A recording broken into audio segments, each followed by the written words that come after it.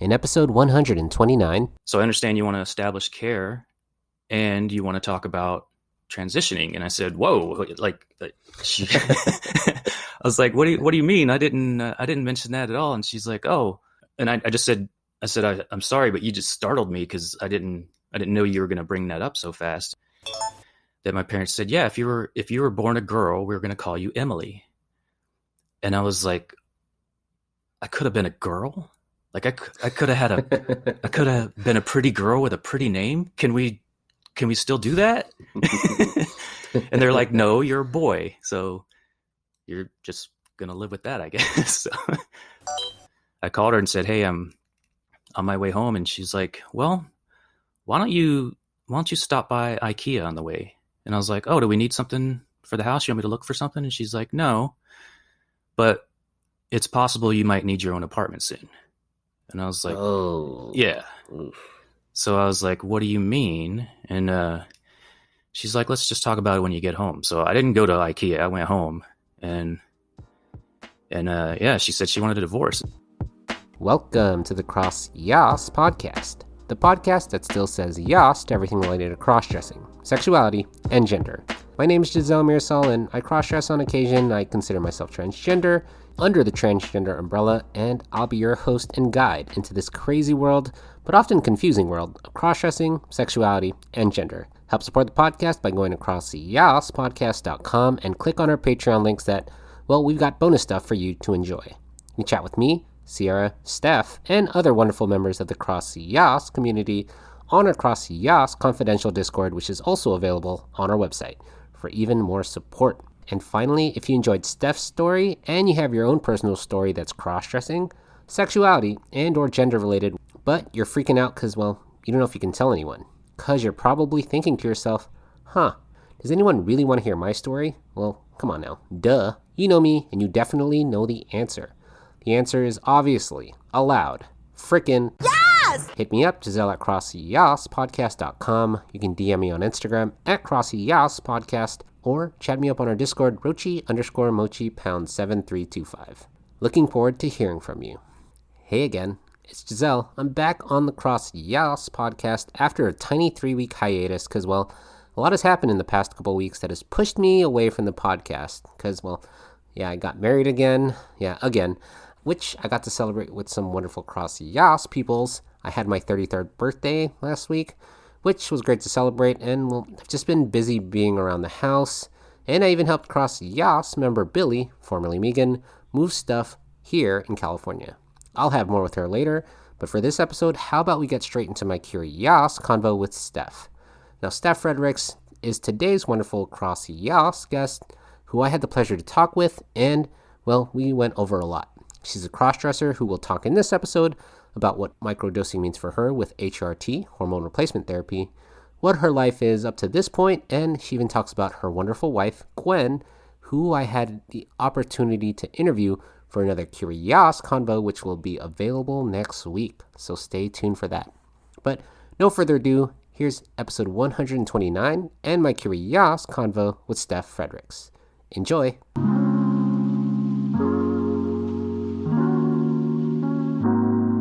Welcome, Steph, to the CrossYaas Podcast. How are you today, girl? I'm great. Thank you for having me.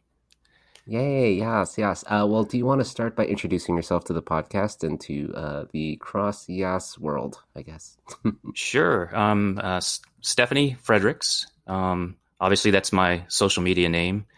I was given a male name at birth, obviously. I don't know how to go from there. I'm a crossdresser. I've been a crossdresser all my life. I usually say, about 30 years probably.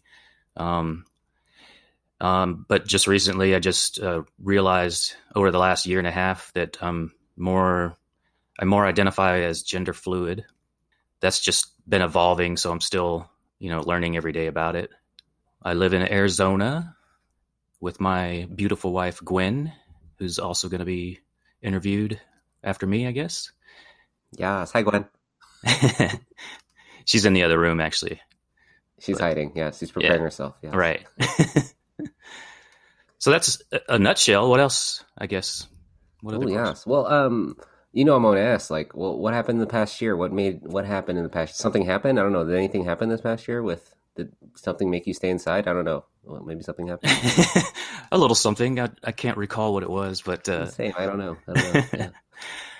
no, I don't know. I guess with COVID and everything, I obviously, or most of us did dress a lot more, or hopefully were able to. I was able to. I can go through my whole timeline in a minute if you want, but Sure. I've been dressing for a while now.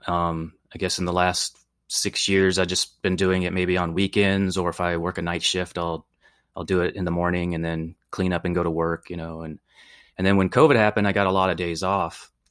So I would dress like all day, and it was going to be my goal to like start interacting with the public more, like going to, like I've gone to stores and things like that, but I've never like sat at a restaurant and had a meal or coffee or beer or something like that. No, that was going to be my goal to do that. And then COVID happened, so we couldn't go into any stores. So I just would dress and drive around and run some errands or anything or something. And then I just started reading a lot more about cross-dressing and genders and things like that. And then I just came to realize that it's more than just dressing up. There's something that I've known all my life, but I never like had some deep thought about it really. And so I finally said, I think there's more to it than it just being a hobby or something. Cause I used to mask it as a hobby if I, told someone. So yeah, then it was kind of like, it was a good feeling to say, oh, I think this is me. Like, this is what I've been feeling all these years, and I just didn't know how to define it.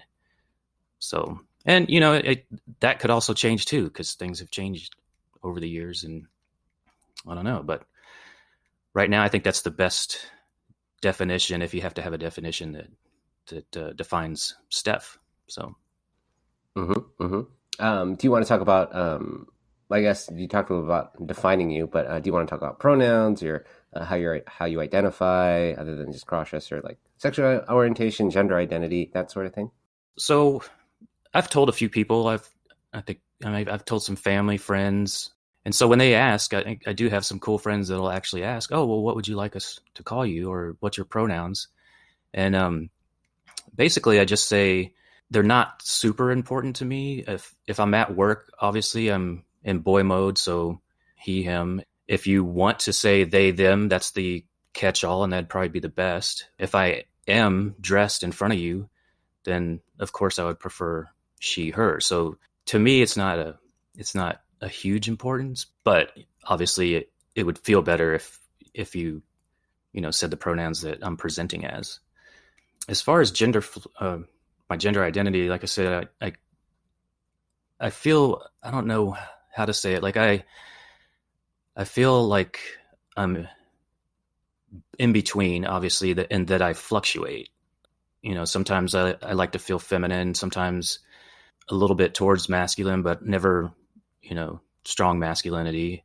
I prefer to stay closer to the femme side in my thoughts and what I wear. And I've been just recently experimenting with wearing some gender fluid clothes. Like I'll wear what's considered female pants to work, but then a male top, and nobody even notices. It's just, but to me, in my mind, I'm like pulling it off, kind of, like, oh, I can do this, and nobody's going to say anything. But I've never considered going to work like fully dressed as Steph, because I just don't think my coworkers would be able to handle it. So, what makes you think that? I work with a lot of males that are like, I don't know. I won't get into the political side of it, but just like conservative males, toxic masculinity, still to this day telling stories about or making jokes about the LGBTQ community. And, I'll step in sometimes and say, hey man, and explain some things to them. And sometimes it helps. Sometimes it's not even worth it, because they're just trying to be hardcore man or something. So I think if I went in that way, it would just make my work life difficult, and I'm retiring at the end of the year anyways. And so it's kind of like, I don't know, maybe I'll surprise them on my very last day. Who knows? Maybe. Yeah. So you talk about presenting as feminine. Have you thought about doing it full time then? I mean, you are retiring soon, but has that ever crossed your mind, transitioning, or socially or medically transitioning? Well, funny you asked that.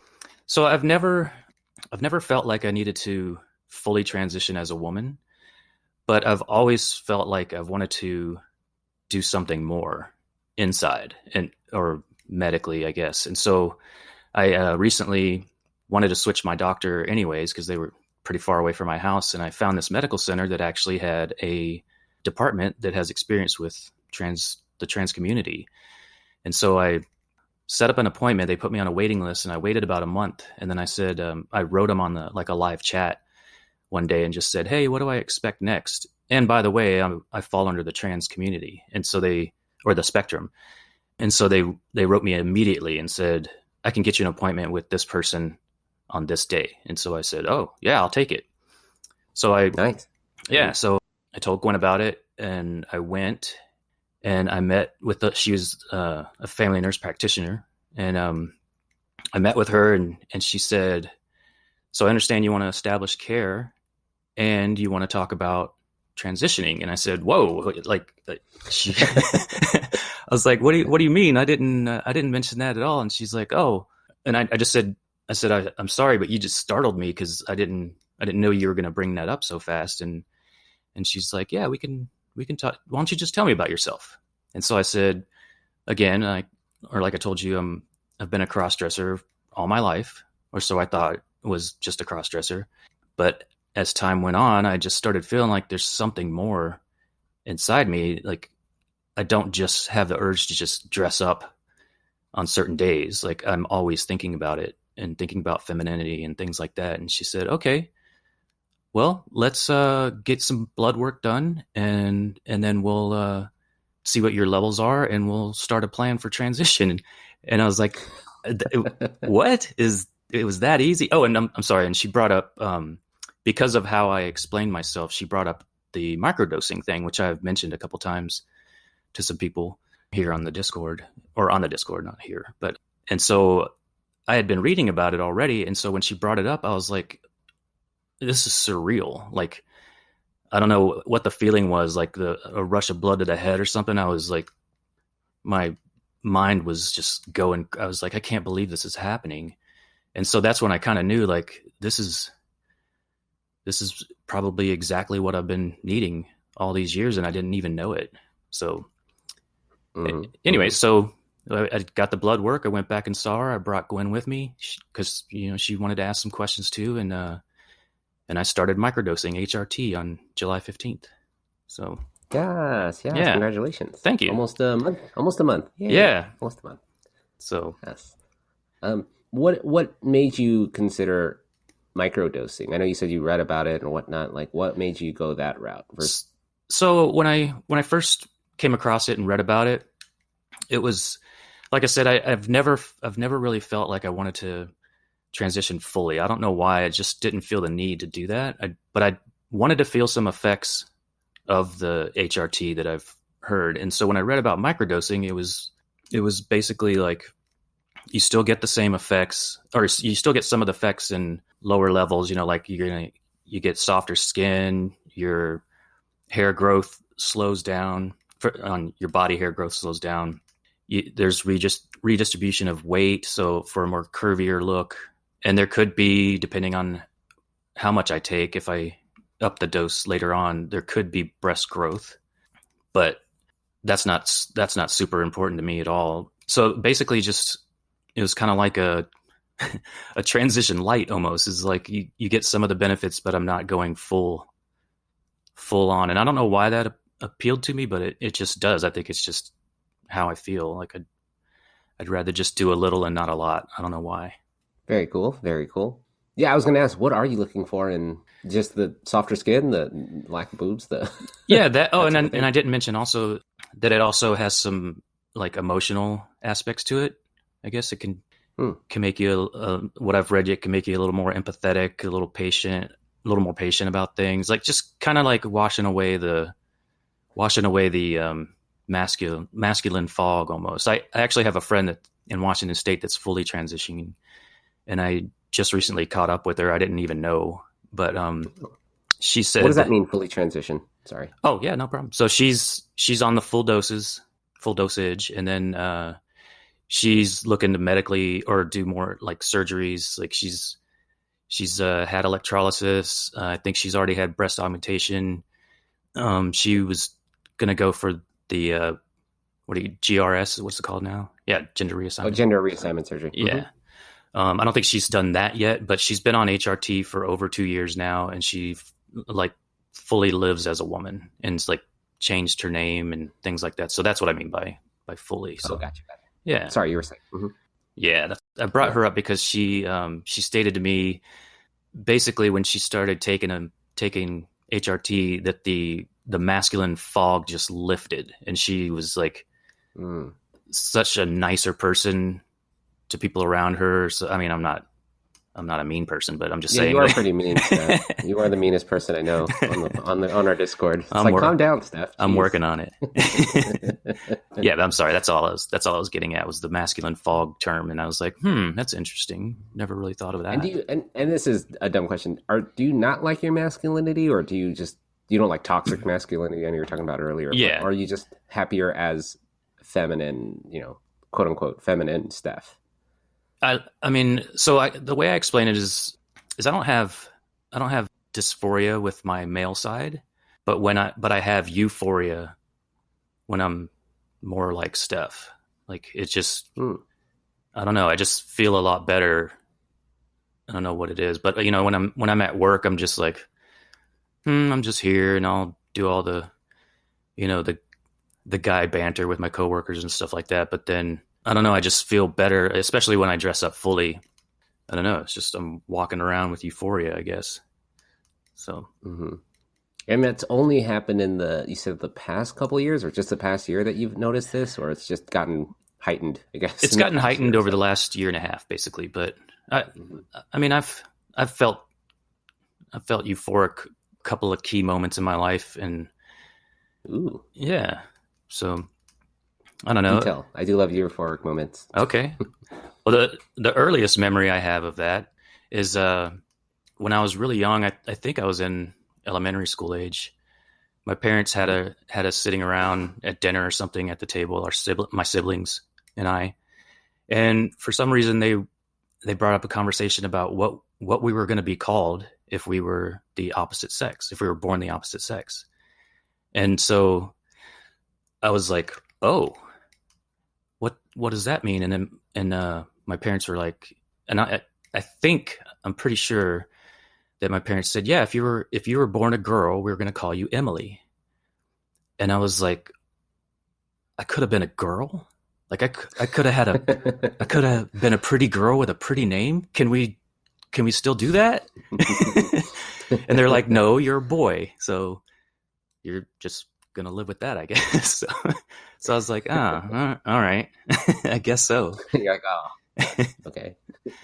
And then another if we're just talking about euphoric moments, another one was the first time I fully dressed.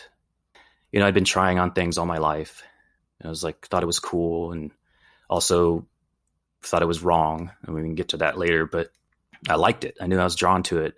But then it just worked up to like putting pieces on here and there, then just makeup, and then I had like a full set of clothes, like a blouse, miniskirt, bra. I finally had a full set of clothes, and then I found, this is when I was about 28, and then I was living in the Southeast, the deep South, so it was kind of hard to acquire things. But I finally bought a wig, and then one day I was by myself. I think this was my first wife, which we can also talk about that if you want, but I don't know.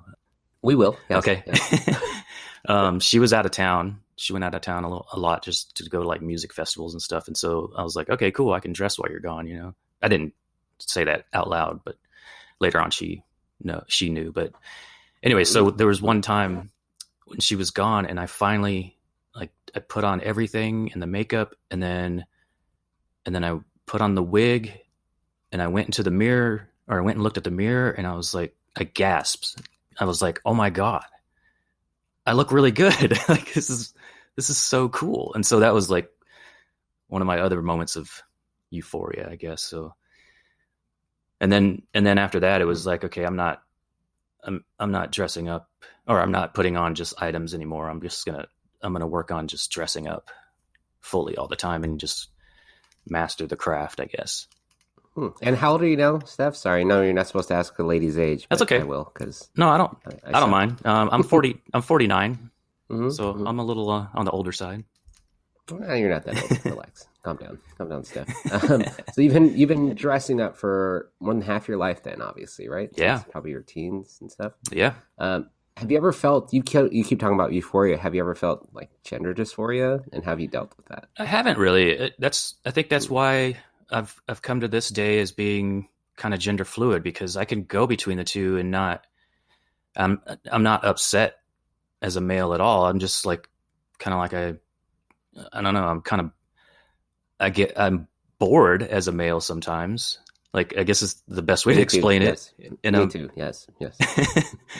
Because it's just, just dressing up and being feminine is just a lot more fun, I guess. I don't know. Mm-hmm. But I only ask that it's because, you talked about looking in the mirror and just feeling euphoric, but like, you've never felt the idea of like, when you look at yourself and you look at yourself as, male Steph, and you're like, ugh, I hate this. Because you are taking HRT. So I'm always wondering, well, is there some sort of like dysphoria under there that you're like, well, I need to present as this more? I don't know. Yeah, there never has been. I'm not saying that that might not start happening with the HRT. Honestly, right now, since it's only been almost a month, I'm not really feeling much at all, and I'm not supposed to. I don't think, for like maybe a month or two. But I mean, I've felt some symptoms of it, and I just wasn't sure if it was just in my head or I was just like expecting something to change. But so far, I don't feel that way. I never really have. It's just kind of, okay. I don't know. Like I said, it's just like I see my male self, and I'm just like, okay, it's me. I prefer the other way, but I'm totally fine like this too. And you've been on HRT for almost a month. What have you noticed about your body that's changed? Or you did talk about some of the side effects, but I know it's only been a month. But what have you felt differently or whatnot? So I'm sure everyone's wondering.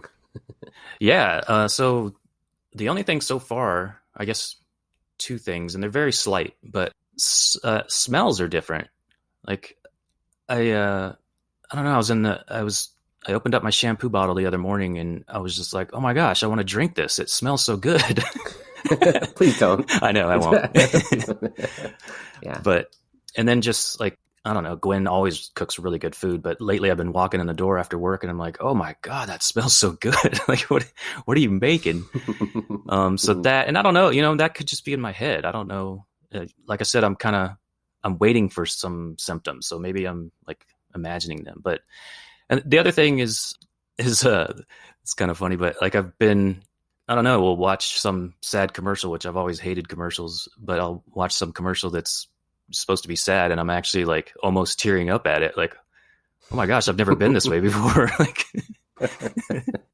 and I know that is going to be, I was told was going to be one of the symptoms, but it's probably good for me because I've probably, fought it all my life. Like, I'm not supposed to cry at that. What are you talking about? Right. So maybe it will be healthy. Who knows? Now, I don't know anything about microdosing, and then maybe you're still learning too. But like, do you want to take more? Like, is it something that with microdosing that you're like, maybe I want a little more of an effect or something? Is that something that crosses your mind? I don't know. That does cross my mind, actually. I have wondered about that. So it's when I just went and had my first revisit after I started them with my nurse practitioner, and and so what I asked her, I said, so what estrogen level are we looking at or looking for, like a goal? And she's like, so I don't want you to concentrate on numbers at all. I just want you to, there's some numbers that I'm going to look for that I don't want you to go over because it could be dangerous or unhealthy. And so I don't want you to care about numbers, but I want you to care about how you feel. And so next month, let's do some more labs. And so that'll be it'll be the full month. Will it be the full month? No, it'll be 2 months. Sorry. So in September, let's do more labs. I'm going to look at your numbers, but I'm going to ask you how you feel. And if you feel like you need more, or you like the changes that are happening, we'll either stay where you're at, or I'll up the dose a little bit. So that's the plan. Yes, that's awesome. Yeah. Yes. I love that you found a trans-specific doctor, or at least who understands those kinds of things. Because for a lot of people, they might have trouble in their area finding someone, especially since you had to move to find someone, closer. And luckily, it was this person who seems awesome. Yeah, I feel very lucky to have found her. And she's, even when I talked to her the other day, I said, I told her what happened with the appointment. Like, I was on a waiting list until I said I was under the trans spectrum. And she said, oh, it must have been right around the time that I asked my boss if I could have more trans patients. And I was like, oh, cool. Yes. So it was perfect timing. How the world works sometimes. I know. The stars aligned. Yes, that's awesome. Now, I'm going to ask, though. Okay. And I'm going to ask Gwen this later. How did that affect your relationship? Having to tell Gwen, like, hey, I think I want to start microdosing. And I know you told us that she had a lot of questions that she asked, but how did it affect you? Because I know it affects all sorts of other things, but how did it affect you in your relationship with Gwen? So I feel like, if anything, it got better. Cool. She's always been very supportive of my dressing. I gave her hints before we were married. I think I basically told her that before we got married, that I've done it before. I didn't say I was doing it at the time, because I really wasn't doing it that much at that time period. But done what before? Sorry. Dressing when she wasn't around. So okay. I mean, I did it a little bit, but I wasn't doing it very often, so I didn't. So that's kind of the only thing I kept from her, I guess. And I feel bad about that, but I feel good that I told her before we got married. Because I don't want to. Some people can't, and I understand that, and so I'm not saying my method is any better. It's kind of a relief for me that I maybe that's why she's so supportive, is because I had already hinted to her about it, and she was still willing to marry me. So, she didn't run away. But yeah, so I think, when I told her just recently about I came home from that first euphoric visit and with the practitioner, and said, hey, I told her, she asked me, to tell her about me. I told her everything. She brought up microdosing. I've already been reading about it, and it sounds like something perfect for me. And so we just talked about it, and I showed her some literature that I found. We went on a 2-week RV trip and had a couple conversations about it. And then I said, do you want to go to my next appointment? And she said, yeah. And so I don't remember. She didn't ask a whole lot of questions. She asked a couple of questions, but the lady was like, do you want to start? And I looked over at Gwen, and she's like, yeah, I want you to be who you are. And if this helps, then do it. So might not have been those exact words, but it was close to it. And so it made me feel good to get kind of the go ahead that she wasn't too nervous about it. She might have been, but she didn't show it. Mm-hmm. So, but she's good with situations like that. Anyway, she's awesome. Yes. All right. Well, let me relive your past, making it a little worse. Okay. You had an ex-wife. Yes. What happened there? So I knew her in high school. We never dated, but I was in the Army at the time, and I was living in Hawaii, and I came back for like a Christmas holiday and to my hometown, and I saw her, and we started talking and spent time together that week that I was home, or maybe 2 weeks. And then I went back to Hawaii, and we just kept like a long distance conversation. And then we decided, hey, let's get married. I don't know. It was stupid. Okay. Yeah. I don't know why I did that, or I don't even know if it was me really, but we just decided to get married. So I went back to the States. We got married. We moved around a little bit, and then we were up in Alaska, and one day I actually did not dress around that time period either. I was kind of like, that's one of my times I was just trying to make it go away. Like this, I'm not supposed to do this. This is wrong, blah, blah, blah. Everybody goes through that. But anyways, so we were up there and I like painted my toenails one day, and I was like, you know what? I'm just going to show her, and see what she says. And so, I showed her and she was like kind of shocked, and then she's willing to talk about it. And I just told her, I said, hey, sometimes I like to dress up, and so she was supportive for about 5 minutes, it seems like. Yeah. But how far along in this at this point were you in your relationship or your marriage, I guess? Let's see. So it was probably like maybe 5 years. I think 4 or 5 years. Okay. Yeah, and I do have to add, it wasn't a very strong relationship from the very start. So when I get to the latter part, it's good to know. But so she was, she's like, let me be supportive, and then tried to be, and then we ended up moving from there down to Washington State, and we were there probably about 5 months, and she said, hey, why don't you go up to Seattle, because we were living in Olympia, and go have a weekend and, do your thing, get dressed, do what you want, have fun. And I was like, oh, I really appreciate that. That's kind of cool. So I did. And, I called every once in a while I was up there for the weekend, and she's like, why are you calling? Just have fun. Just be by yourself, and I was like, oh, okay. So then I was driving home after the weekend, and I called her and said, hey, I'm on my way home. And she's like, well, why don't you stop by IKEA on the way? And I was like, oh, do we need something for the house? You want me to look for something? And she's like, no, but it's possible you might need your own apartment soon. And I was like, oh, yeah. Oof.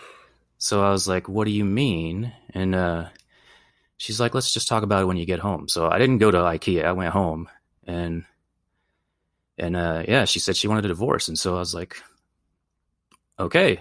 Well, it wasn't that fast. It was like, I want you to move out and let's see what happens.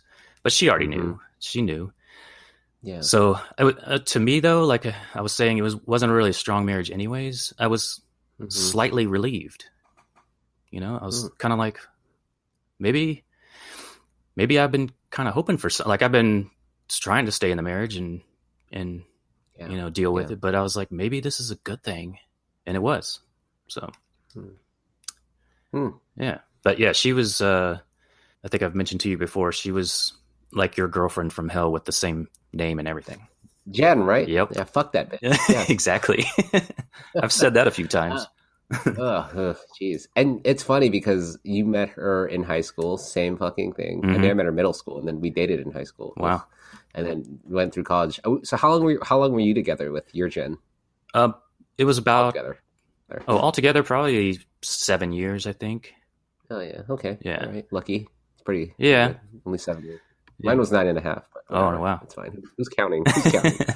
I am. So, so then you met Gwen, which I'll ask her later. But how did that evolve? Because I'm sure. How did you tell her? How did that all come out? That hey, I dress up. How did you meet her? That sort of thing. Yeah. So I got divorced there and moved out, like I said, and then I bought my own house. And then I was like, you know what? I'm just going to take a break. Like I've never really lived alone. I've always had a girlfriend or a wife or whatever. And I think I went about 2 years maybe, or close to 2 years. And finally a friend at work was just like, you know what, man, why don't you get on eHarmony? And I'm like, I don't need a dating website. I've never done that before. Why? And so he's like, just fill it out one night when you're bored and see what happens. And so that's how Gwen and I met. So it actually worked because I found somebody so cool and supportive, and who knew back then, but anyway, so we met, and then she moved in shortly after, and then I got a job down here in Arizona, and I was like, do you want to come with me? And she's like, why not? So we weren't even married yet. So I was like, oh, that's cool. And so we came down here, and then as far as telling her, it's like I said earlier, I started off with hints. Like there was one time we went to happy hour with some coworkers, and this girl coworker that was there had brought her boyfriend. And when we were leaving, I told Gwen, we were driving home, I said, I think Chris could be a crossdresser, because I was noticing some things that only crossdressers would know, I guess, just little hints and clues. And so I was like, I think Chris might be a crossdresser. She's like, oh, you think so? Okay. And I was like, and so and she wasn't like, terrified about it or anything like that. So I just kind of said, I've done that before and it was fun. And and then she goes, well, it's fun to be somebody else sometimes. And so I was like, oh my gosh, nice. She didn't like freak out or try to prove me wrong that it's, or that I shouldn't be doing it or anything like that. And so it's like, that's cool. And then another time, and these are times that I remember because of the impact on me. So I don't know, like I've mentioned it to her before sometimes, and she's like, oh, I don't really remember that, but it was impactful to me and right, or more impactful, And so, and then there was a time, which this is another story that could get to the ex, but bring her back in. Okay. Fucker. Yes. All right, here we go. So after we got divorced, like she took everything and even the house that I loved and then sold it and made a big profit, which I could have just stayed there, but she didn't. She wanted the money. Right. So she felt bad. That's like the only time she's ever felt bad in her life, I think. But seriously. Mm-hmm. Yeah. So she gave me some money to put down on my next house so I wouldn't have to pay the mortgage insurance. And so later on, what a sweetheart. Yeah, exactly. So then she said, you don't have to pay me back because you helped me with all this stuff and you let me do this and all this stuff. Because I was trying to be friends with her, and make things easier. Ugh. I know. Ugh. Stupid. No. Yeah, don't do that. Yeah. But anyway, so then later on, when she found out that I had a new girlfriend, I was living in Arizona, had a good job, I guess she got jealous. She wrote me an email and blackmailed me basically. And said, wow. You need to pay me back that money or I'm going to tell everyone and your family. And I drafted an email. I was at a class. I know. I was at a class at the time and I drafted an email. I sent it to Gwen. I was like, this is what I'm going to say. Can you help me edit it? Because she's really, really good at writing. So we basically, in a real professional way, I said, go fuck yourself. So yes, I ignored her. Fuck that bitch. Yes. Yeah. Mm-hmm. So sure enough, about a month or two later, I get a call from my parents, and my dad says, hey, we had an incident down where your mom works.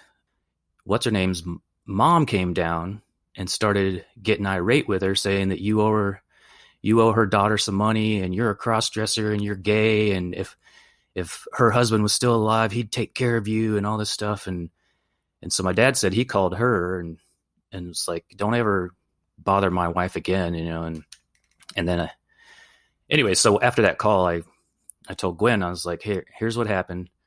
And she called me, or she told my parents that I was a crossdresser. And I told my parents, I said, look, I'm not going to get into specifics of what or mine and her sex life was, but I'm assure you I'm not a crossdresser.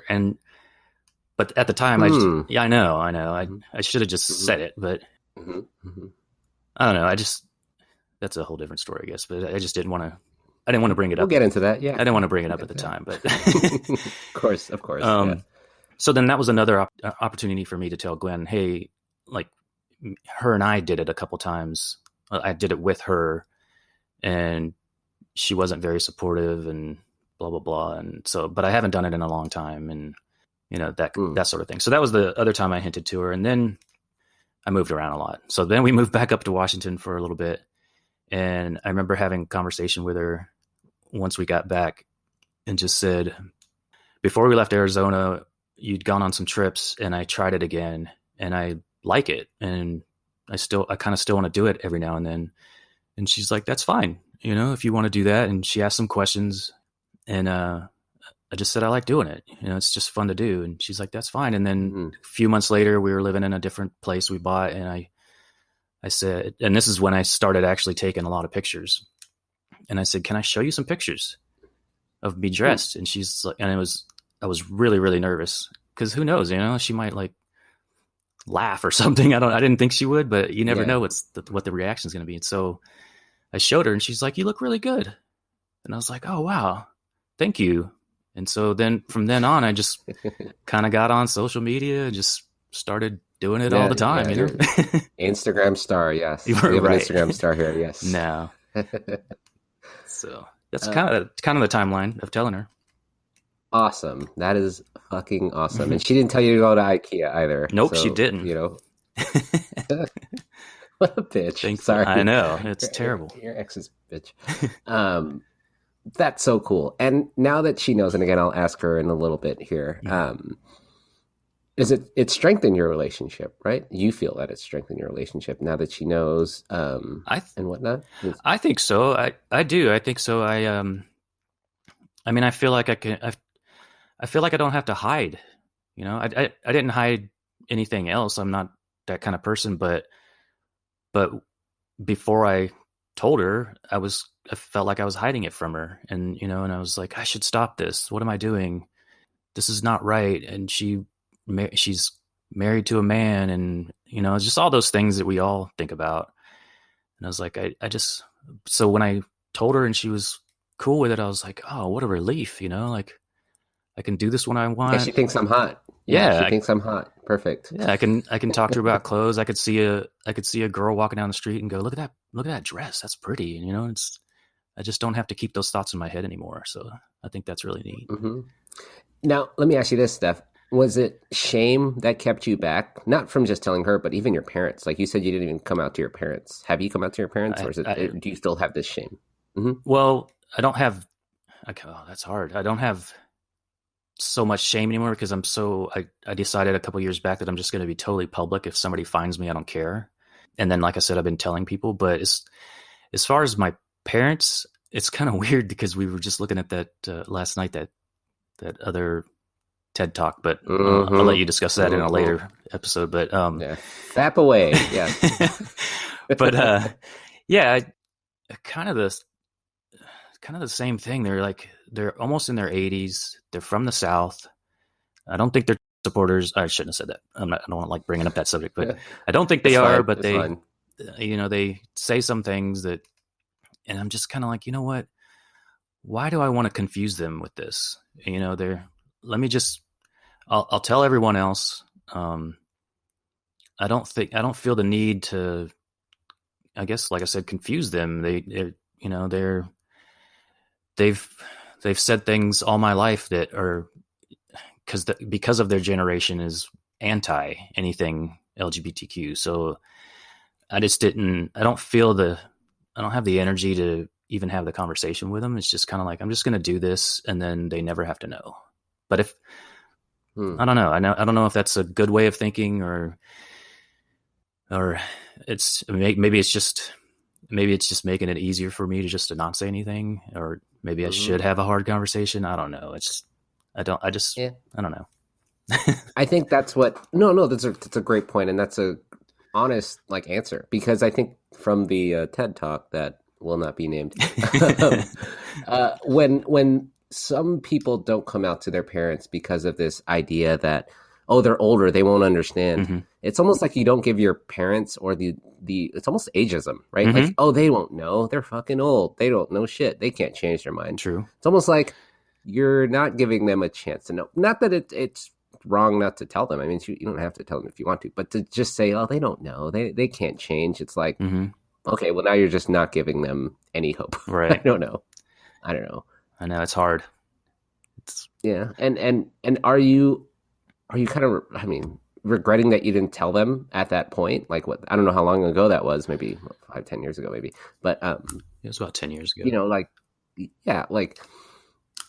is not telling them hurting your, I don't know, do you feel like it's hurting you in your relationship with your parents? No, I don't think so. 49-year-old, yeah. Mm-hmm. No, I don't think so at all. I think at the time on the phone call, what I did say, I think they could have said, oh, what, the way he said that, maybe he has before, but he just didn't outright say it. So I think what I said was good enough. I think, I don't know. I mean, it was, you know, it was a short phone call. They just wanted to tell me. What was said? Sorry. Yeah. What did you say, or what exactly was said in that phone call? So when they said what her mom said, that, you know, that I was a crossdresser and gay and all that, and I just said, I'm not gonna tell you like stories of basically our sex life, but I'm not gonna say that I haven't done some things. And I just left it at that. And they didn't ask any questions. They were just like, okay. So, but I guess I felt like I didn't want to totally lie and say, well, no, I guess I did. Cause I said, kind of did. Yeah. Cause I said, I also said, I assure you I'm not a crossdresser. So I did. Yeah. But I just felt like telling them something was good enough, but not like confirming what her mom said was true, except she did say some lies, like I wasn't gay or anything. I was just dressed in women's clothes sometimes. Yeah. I mean, I'm just happy you're out, which is good. Me too. Just, some people, especially that they don't want to tell their parents, and I don't like like enforcing the shame issue. Like, oh, I don't want to tell my parents because they don't know. It's like, you can tell them, you just don't want to tell them, and that's okay. Like that. But don't make it a shame thing. Like, oh, they'll never. They just won't understand. It's like, yeah, they might. You give them a chance. Yeah. I don't know. It's possible. I don't know. I know it's all about protection, right? Like, well, I don't want to. People say the same thing. I don't want to tell my parents. I don't want to tell my kids. I want to protect them. It's like, who are you protecting them from? Like, if I kind of believe that when people say, oh, I'm protecting my kids from this, I'm protecting my significant other from this, it's like, no, you're not. You're lying to yourself, or you're lying that you don't want to be outed, because there is shame, because you don't there is this, I don't know, this idea that, oh, it's shameful, so if I bring this shame onto my family, it'll bring shame to my significant other, my kids. It's like, how about you just accept yourself? I don't know. I don't think I've ever felt like I'm protecting them at all. It just felt like they don't need to know. I don't know why. I know it's gonna but I've never really felt that like I'm protecting them from anything. It's just maybe perfectly fine. Maybe protecting them from them not. Maybe they're gonna think that there's something wrong with me. I don't know. Like just because of the generation. Just tell them there's nothing wrong with me. Yeah, that's true. Hi, I'm Steph. I'm taking HRT. Yeah, maybe next time I'll see them, I'll do my little trick when I come out to some friends. I'll just take a picture from my Instagram and hold it up to them. Like, hey, you recognize this person? Yeah. Yes, exactly. That's how it's like, oh, no, that person's really pretty. Hey, guess what? It's me. Oh, cool. Surprise. Yeah. And you might even get like another Gwen answer. Oh, you're really pretty. Maybe. Like, oh, that's it. But you won't know until you try. That's all. That's all. I would hope one day, again, that we'll talk about that later, but I just hope that one day we'll all be ourselves, right? Absolutely. It seems like you're your true self and whatnot. Trying to be. It was, over the last probably 6 years now, I'm just like, I don't care. Like, who knows? Like, if somebody finds me online, I don't care. That keeps me from having to choose who I tell, almost. Yes. Right. Now, let me ask you this. What did it take for you to say, fuck it, I don't care anymore? What was it? What was the defining moment for you? I don't know. I've tried to think about that. Honestly, it's probably coming out to Gwen and her being so supportive, and me doing it more, posting more online. I used to do the whole thing where I'd just keep I'd post, but I'd keep it private, or I'd post a public picture that, I cropped my face off or something. And then finally one day I'm like, why the hell am I doing that? Just show yourself off. I wanted to get validation, and, I like the comments that I get sometimes, and and it just makes me feel good. So I was like, you know what? I'm just going to keep posting. Let's do this. Yes. And look at you now with 30,000 followers. What are you at? No, not at all. It's like 5,000 something. Yes. So at least 5,000 people will, if we were talking the numbers game, 5,000 people like you enough. Like, oh, okay. Yes. Yeah, but I don't know. I used to care about numbers and likes and things like that, but really, I got on there just to hear people say if I'm doing it good or not. You know what I mean? And just like, hey, and I've had every once in a while you're going to get a hater. I've had a couple, but I just ignore them. It's no big deal. They're just insecure and probably wish they could do the same thing, is the way I take it. But exactly, there was one comment I got recently, and it was terrible, but I just kind of laughed at it and deleted it. But woke up one morning and had a notice that I got a comment. So I looked, and this guy says, "How is it that you can look like a football player and a whore at the same time?" And I was like, "Fuck you." That's a great compliment, though, because then you were truly being, I don't know, like gender fluid. You're truly playing with gender. Like, wow, is that a sexy football player or a hot slut, right? Except I wasn't going for that time. I don't know. Oh, okay. True. Good point. Fine. Fair point. I don't know if you want to talk about this, but I was like talking about, since we're talking about hot sluts and sexy football players, is this at all a fetish for you, or was it? I know prior, maybe it was when you're younger, but is it still a fetish? Was it ever a fetish, or that sort of thing?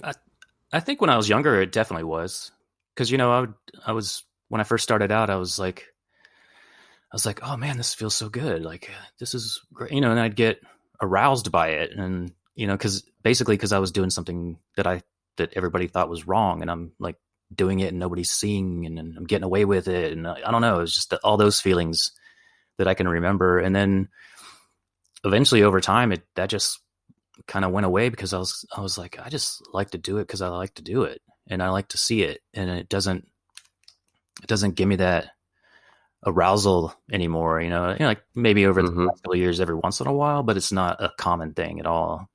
But yeah, like you don't need it in the bedroom sort of thing. Like we had what's her name? Was it Daphne, who was talking about, I like dressing up this, that in the bedroom. That's not your thing anymore? No, it never really was. It was just if someone, I mean, actually, when I was talking about the ex, we tried that a few times, but because that's what she thought she would like about it, but it wasn't. It wasn't really a thing. It didn't work out. Just wasn't that exciting for both of us, really. But like I said, we had problems before any of that. So right. Oh yeah. So, IKEA. I may never go to the store and think the same thing. I'll be like, I fucking hate this place. Fucking made Steph get a divorce. But have you gone out in public this stuff? Is it still mainly a inside thing, or have you gone out? Is it like, I'm dressing up, I'm going to go out and be this person now? I have. What was that? What's that change been like? Oh yeah. I've gone out quite a few times. Let's see. It first started out with obviously just driving around. And then like maybe going to a empty parking lot and getting out and walking around and being really close to the car in case I have to run back, and that kind of thing. Sure, everybody's got a similar story, but and then probably, I mean, I was doing that forever, and then probably 2015, I actually walked into a Target dressed up. Ooh. And I was like, here we go.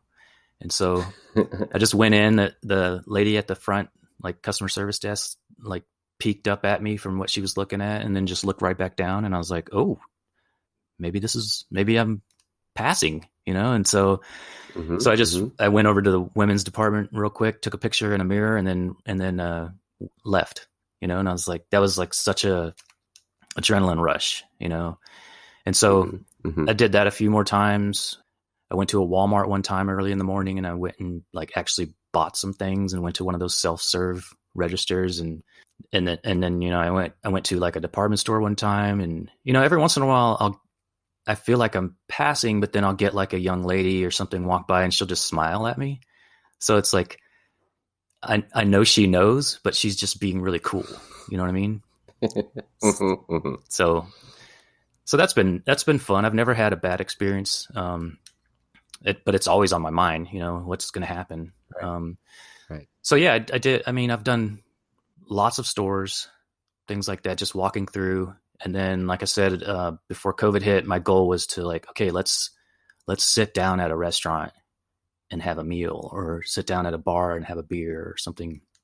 And then I just never did. So I'm going to start working on that again here. So actually when this next wave slows down again, but yeah, I definitely want to integrate it into, even actually yesterday, Gwen's like, hey, when we're done interviewing, do you want to go get something to eat?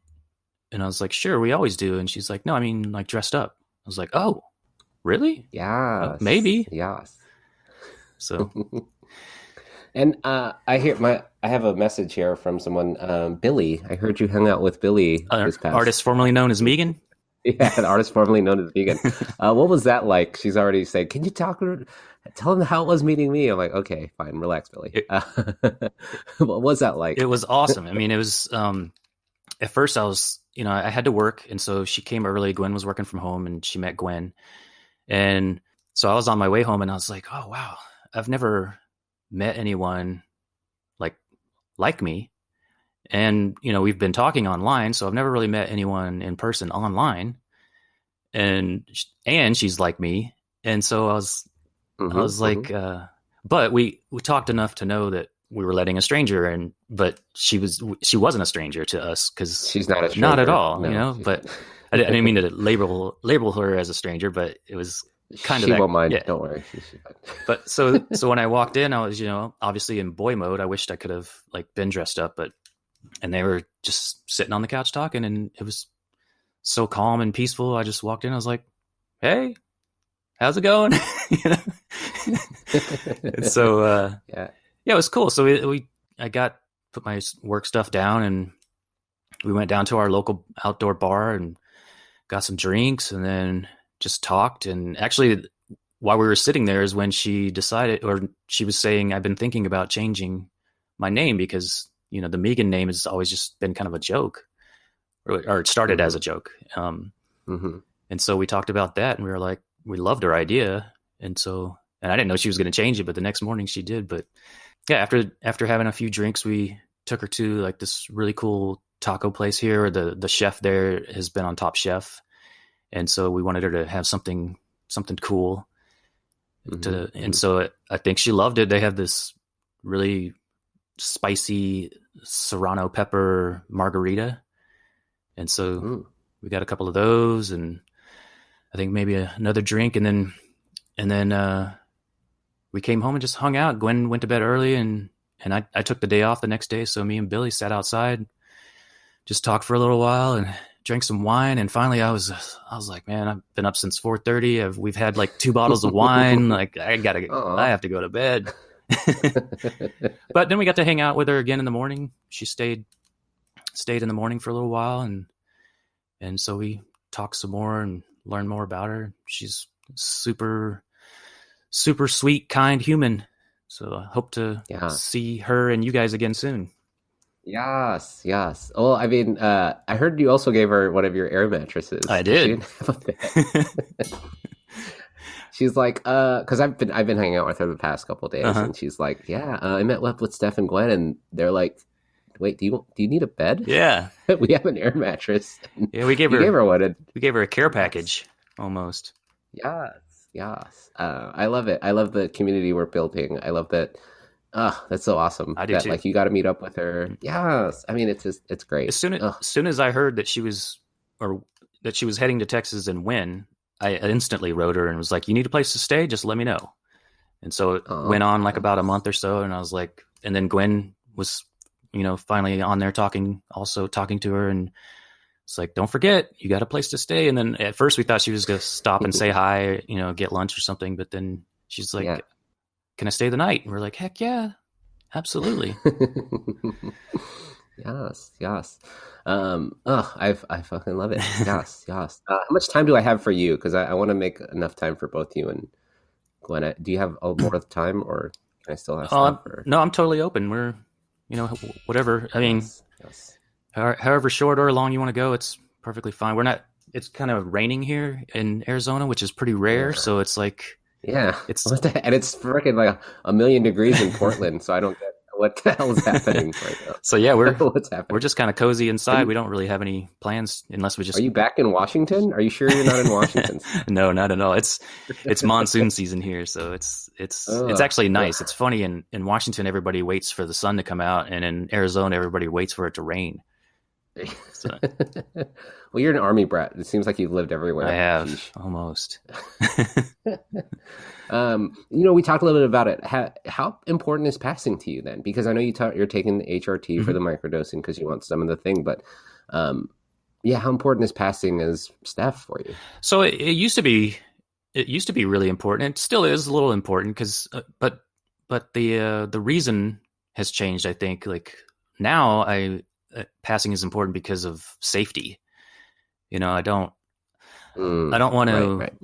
I don't want to stand out like a sore thumb, and somebody that's aggressive says, "Hey, you're a guy. You're not supposed to be wearing those." Just anything can happen. And so to me, it's I want to pass for safety mainly. But what I shoot for now is just kind of blending in. Really, I've heard other people say that, and it's the same with me. Is I want to look like a woman, but I'm not gonna go walking around in a really short skirt and high heels, especially my age. It's I dress. You'd rock it. Shut up. Thank you. Shut up, Steph. You'd rock it.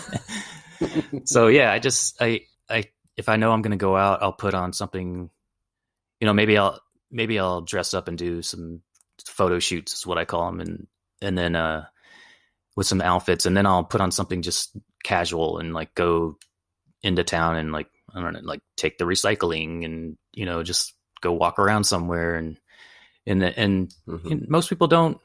I mean, if they do notice me, I can't tell. They're just being polite or I'm passing. And so either way is good to me. Like I just don't want any kind of confrontation or anything. And so I think I'm doing a pretty good job of just blending in and people not really caring, hopefully. Mm-hmm. Well, you look great. I mean, we're talking passability. Thank it's you. like, you have passing privilege, as they say. I appreciate it. You're killing it. I mean, yeah. More so in photos though, because it's easy to, fix the lighting or stand at the right, true. Put your face at the right angle or, Well, you have been dressing for more than half your life. Maybe so. You've got experience. Girl. I've got practice. Yeah. Are you like 6'8"? I mean, how tall? Friggin' Billy, when I met her, I was like, oh my god. No, I'm 6 foot even. Oh, still, you're fine. You're fine. Yeah. I was telling Billy, I was like, there's volleyball players that are like 6'8", so chill out. Yeah. There's girls out there that are, biological women, like, who are born female, and you're perfectly fine. But we talk about passing privilege. And every time I see a tall woman, I'm always like, Gwen, look, it's a tall woman. She's like either taller than me or my height, and I'm like, she's passing. Not that she needs to. She's a woman, but it's like, exactly. maybe that's what I look like to somebody. They're like, oh, just a tall woman. I don't know. Yes, you are a perfectly gorgeous woman. Relax, Thank you. Relax. Thank you. I always ask the other cross-dressers or trans people, have you ever purged? Have you ever had that? I'm going to get rid of all this, the shame thing. I know we talked a little bit about shame, but I have. Have you ever yourself? I have. Okay. At the beginning I did, because it was just like, oh, this is wrong. All those same feelings. Should be doing this. Why? If I just get rid of it, I won't do it.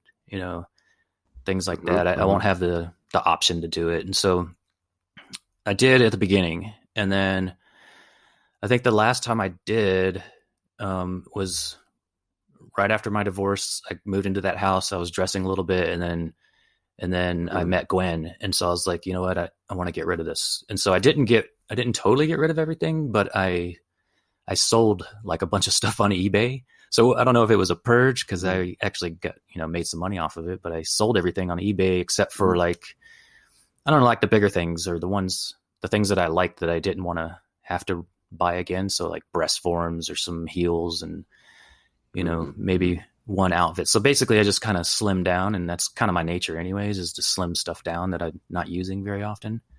So that was like the last time I did it. And then after that, I was like, I'm never doing that again. Like this is expensive, and you collect it over time. You don't realize, unless you kept a journal or a ledger of it, you don't realize how much money you're actually spending until you think like, holy shit. I know. It gets expensive. It does. So now I have like Steph's got her own full closet and some cabinets full of things. And, what kind of things, girl? Tell me. We all want to know what's in Steph's closet. Oh, other than the skeletons. Yeah. Well, the closet's just clothes, and some purses. Like every time Gwen wants to get rid of a purse, I'm like, hey, before you do that, look at that. Yeah, let me take that for a test drive. So yeah, purses. I just have a few, and then in my cabinets, I have just all the things, like shaper, like shoes. All my shoes and shapers and breast forms and jewelry and, things that I've tried out, like those little sticky cup bras that you can pull together and make cleavage out of. Yeah. I've got new bras. Yeah, exactly. I've got a couple of those. 3 wigs because I like to switch up every once in a while. There was a time where I have 4 wigs, but there was a time where I was like, you know what, I'm gonna do a little poll on Instagram and put all 4 hair pieces up and see who like which one people like the most, and then I'm gonna polls, yeah, and I'm gonna stick with that, and that's gonna be my Steph persona. And then I did it for like a month, and I was like, screw that, man. I love like changing up all the time. So let me ask, what is your go-to outfit? I'm sure you have so many in your closet full of Steph clothes. What is your like, ooh, yes, this is me. This is what I want to do right now. So one answer would be like for style, I love anything polka dot. Anything like polka dot. Okay. And I love the 50s pinup style. I've never really pulled off the full pinup style, but I don't know. I've seen some of your photos. Yeah. Relax. I mean, you give yourself some credit. Okay, I try. Relax. But as far as what I enjoy wearing the most, it would be sundresses. Like, I don't know what it is. They're so light and airy and I forgot, going back to going out one time. This reminded me of it. As Gwen and I were staying in San Francisco one time, and I brought some Steph clothes. And one early morning, she went for a run, and I got dressed. And when she came back, we walked, from our hotel to a coffee shop. And that's another Euphoria answer or story that I just thought of is I can totally remember like the temperature outside, like how it made me like with the air coming up under my sundress, and just, like the feeling that I had, her and I just walking down the sidewalk. It was amazing. So, yes. But yeah, so yeah, sundresses. I don't know, something about them. I guess living in Arizona helps. Wearing a light, airy sundress. Yeah, every dress is a sundress. Yes. With that blaring heat. Yes. Sure, it's very, very hot. Where do you shop, girl? Why is your closet so full? What store can we blame? Because Steph's closet is packed with clothes. Well, it started out mainly just like Ross, Marshalls, TJ Maxx, things like that. Because you can find anything, and they're fairly cheap too. And so it started out with that, and then after COVID, I've just basically been an Amazon girl. Like, that's all. I think of something and I'm like, oh, I'm going to find that on Amazon. And so I find it, and then I'll put it like in my Steph wish list. And then every once in a while, just, if I need to get something, your wishes come true. Yeah. Yes. Yeah. So if I need to get something else, like, anything for the house, I'll be like, so what else can I add from Steph's wish list and put in there and get something new, and so that's kind of my method. Or sometimes it's just like, yeah. Oh, and another thing that I just did again the other day, but I haven't done in about 2 years, is Stitch Fix. I had trouble saying that. Ooh, what's that? I don't know. So it's one of those online stylist things. It's kind of pricey, but that's probably why I didn't do it for 2.5 years. But you go in and sign up, and you tell them your style, things that you like, just your basic profile and all that stuff, and then they match you with a stylist. And from the start, I told them exactly who I was, because I was like, I just want to know, how they treat me.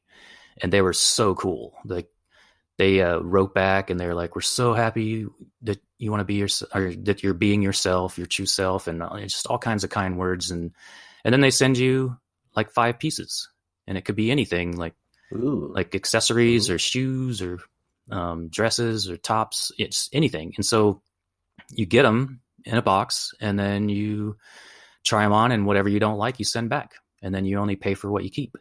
And so, some of my items came from there.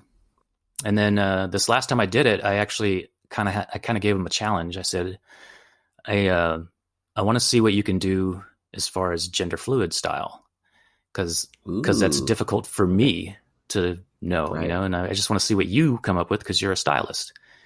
And so I think they did a pretty good job. I mean, I think. Well, what did they find? Like, what kind of clothes are we talking about? So it was, they gave me two pairs of pants. One was actually skinny jeans. One was some slim pants. So I actually wore them to work the other day and nobody noticed. Ooh, yes. Okay. And then a couple of blouses. One blouse was a little too lacy, so they didn't hit the mark on that one. But the other one was just a gray and black striped shirt, and it's shaped femininely, but if I tucked it in, it kind of looks like a boy shirt. So, and then a bracelet, and which I could wear any day also. And that was it. Yeah, that was the 5 items. So I didn't send anything back. I kept them all. But that's why your closet's full. Yeah, yes, because you don't ever give clothes back. And this is called Stitch Fix? Yes. Is that what? Yep. Yeah, I stumbled over it a minute ago. I couldn't say it, but Stitch Fix. All right. No, we'll add that into the Discord. Cool. So people will probably do that. And speaking of the Discord, you've been on there for a while. A little over what? A while. What's your experience for people who are listening and are like, oh, should I join that Discord? I don't know. What are your thoughts? I love it.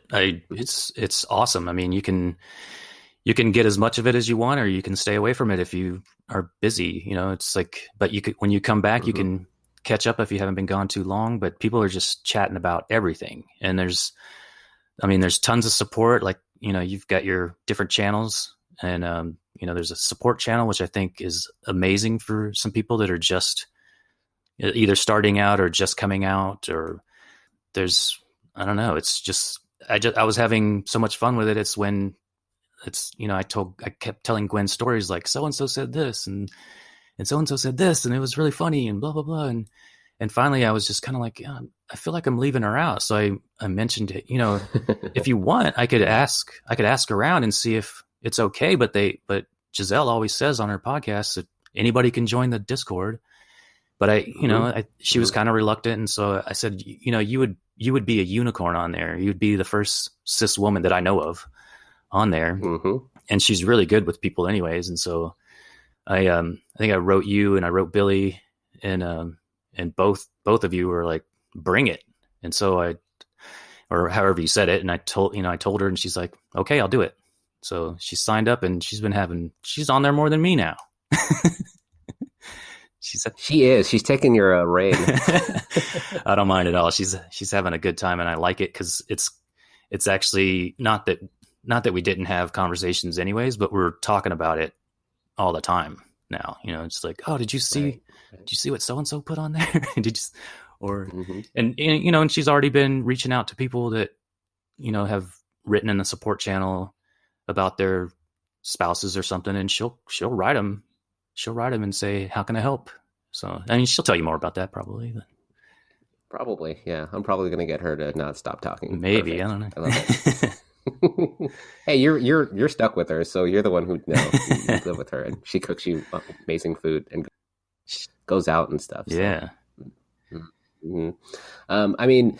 I'm just so amazed that you even came on the Discord. We even do our video chats, and I was on that first one that I stayed over after work. Oh, yeah. To talk. You're like, this is my first one ever, and I'm like, well, I'm not going to sleep. Fuck it. Thank you. Just Steph's here. Let's talk. How was that? How was that showing up as a video? Because I know you didn't want to be out, but like you were up in a video for the first time. I know. What was that like? It was cool. I was so nervous. Like I said, Gwen was the one that was nudging me. She's like, just do it. Just go on there. And they're on there. They're still on there. Go on there. And I was like, okay. Yeah. and I happened to be dressing that day anyway. So it helped me because I didn't want to go on there the first time in boy mode. I wanted to go on. Mm-hmm. I wanted to meet you as you've seen me basically on social media and stuff. Mm-hmm. So, and someday maybe I will go on there, not dressed up. But anyways, so I was like hovering over the button, like, should I do it? Should I do it? And then I just clicked it and saw you all sitting there, and I was like, hey, what's happening? We're like, oh wait, we're like, who is this? Is that Steph? We're like, what? Is that Steph? And then we're all just gonna like, well, fuck it, we're all just gonna stay here. Yeah, I appreciate it. And then Gwen brought me a drink and hung out a little bit. So yeah, it was cool. I liked it. Yes, I love that she's your number one supporter, and I'm gonna fucking harass the hell out of her because I love her so much because she's nudging you because she kept saying, "Oh, well, Steph's real shy. Steph's real shy," and I was like, I don't know. Like, she's one of the more talkative people on here now. Like, I don't know. I don't know if it's brought you out of your shell, like being on the Discord or just being out more. Like, what can you like tell people to do to get to where you're at this point? Because now you look at you, you're like all over the place, and I'm like, fuck yes, you're on HRT. You're like, I don't know, being your true self. Like, yes, I don't know. It's just been an evolution, you know. It's just kind of built on time, really. Just doing, just dressing, and I mean, listening to your podcast the last year and a half was amazing and made me think about a lot of things. Just getting on Discord and talking to other people, and then like I said, like when I first decided to just go on social media, like fully public and not caring, that's kind of, I don't know, it's kind of where I'm at now, I guess. Just all those things. So yeah, because if you told me again, like, oh, I'm a real shy person, or if Gwen was like, oh no, Steph's really shy, I was like, where? Who is this Steph? Is there another Steph out there? Look at you're out there. You're seeing trans lovely doctors, you know, who want to support you. You're like, I don't know where these people who. That's why I don't like this idea of shame anymore, especially in today's world with all these resources. That if it's a shame thing, it's all on you then at this point, I think. And I don't think you have that anymore, Steph. I think you may have had it. Now you're like open. Now you're doing things. Yes, I agree. Yes. Yeah, I do. I do. I have come a long way, so I agree. Yes, and I'm here for it. We are all here for you, Steph. Thank you. Like, it's ridiculous. And now you're going to possibly come here with Gwen. Oh, if you come to California, bitch, look out. You're going to have an amazing time. We'll be there right in November. Yeah. Yes. I'm going to take the time off. We're going to do this. We're going to do this. I want to save time for your wonderful wife. Absolutely. So I'm going to end here because you're amazing, and I'm gonna get at her. It's gonna be amazing. It's gonna be fun. All right. But let me ask you that because we're gonna have you on the podcast again. Okay. I don't know when because I'm stuff, but I asked the final question, or usually end of my interviews with the question of, and I'm sure you don't have an answer to this because every time I ask people, they're like, "Well, I didn't have an answer." So I'm like, you know what I asked.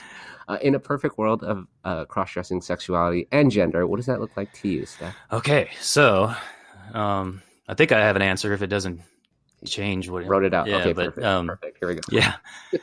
No, I didn't want to rehearse anything. I just wanted to see if it'll flow. But like, so I'll start with my fantasy answer first and maybe tie it into reality. But I think we should all be born as genderless potato heads.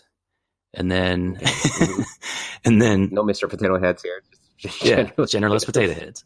And then once you become a certain age where you can decide things on your own, then you get to put the pieces on yourself, meaning like, who you want to be, how you want to act.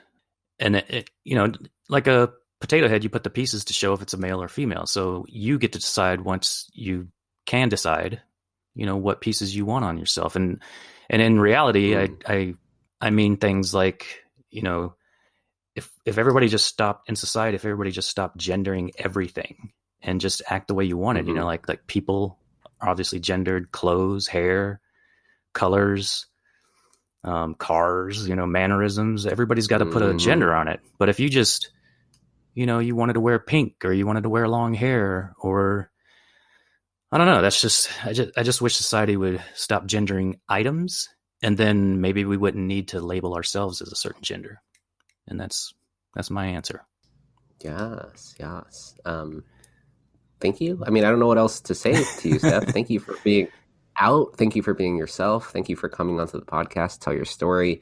Any shout outs to your Instagram handles, or and if you want to be public about that, I don't mind. So I follow you or ask questions. I'm on a lot of things for different reasons. But if you go to Instagram, which I'm on the most, it's Steph STEPH _dresses_up. And then in my bio, I just recently put like a link tree link on there. So you could, if you clicked on that, you can find where I'm at everywhere if you want to. Yes. Yeah. Thank you. Any other things you want to say? Any like shout outs or any like recommendations if you want to tell other people to be on the podcast? What was your experience like for being on here? Because again, you were so shy a month ago. Yeah, I don't know who the shy person is. I don't know. I was still nervous when I logged on, but I mean, you do your thing and you make people feel comfortable. And that's basically the last thing I want to say, I guess, is that you created an awesome community or a place for our community and environment with this and the Discord. And I'm sure you hear it all the time, but I just want you to know how much it means to me and everybody on there. You've got a great thing going, and you started it out, but I also, say the same about your moderators too. They're all really cool and supportive people. Yeah, they're okay. They're all right. I don't know what to tell them. They were just like, hey, whatever. I probably just they were from Goodwill, whatever. I just got them, they're like secondhand. I was like, yeah, let me just find it. Yeah, these people are okay. Yeah, let me add them as moderators. Yes, they are amazing. Yeah. Thank you. Thank you. Thank you for saying all those lovely things. I apologize for any time wasted on the Discord. Sorry. There's a lot of time wasted on there. People are like, I'm trying to be productive at work, and I keep being on the Discord, and I'm like, sorry. It's not my fault. There are decent people on there. They're pretty good people out there. So if anybody wants to join, please do. You should. It's awesome. Steph, thank you. Steph. Thank you. Thank you, Steph. So we're gonna have your wife on here a little bit, okay. Yeah, girl, thank you so much. I'm gonna harass her. Okay. So. Well, all right. Well, I'll talk to you later. Let me talk to your wife. I'm gonna stop this and then I'll record the next thing. Okay. Thanks, girl. Thank you. All right. Love you. Bye-bye. Bye-bye. And finally, the miscellany. Yes! And that was my Curi YAAS convo with Steph Fredericks. Steph was a delight to have on the podcast, and, well, it was just so great talking to her. I love that her and I have a lot of similarities from both our exes from hell being named Jen, to being married to the best people ever, me to Kirsten, and Steph to Gwen, to even just having so much fun with, Billy. Shout out, Billy. Billy's like, what are you talking about? But Steph was incredible and honest in my conversation with her, and I'm just so thankful to have her on the podcast to tell her story. Now, if you have your own story you want to tell, just like Steph here, well, you know what to do. Hit me up via email, Giselle at CrossYaAS.com. You can also catch us on our CrossYaas confidential Discord, which you can get on our website. So click on the link there. You can even find Steph there as well. And for next week, stay tuned, because I'm telling you, you won't want to miss Gwen, which she has her own Curi YAAS convo, which I hope will spurn the interest of other significant others to come on the podcast, but you're just going to have to wait till next week. So stay tuned for that. But that's all for this week. Remember, no one cares. So do whatever you want and wear whatever you want within reason. And let me know with whatever you need so I can help you succeed. And remember to tell others about this podcast, especially about Steph's story, and share it with as many people to get the word out. I love you and want to know that you're awesome, just like Steph. And until next time, keep it fresh, stay blessed, and remember, you're gorgeous.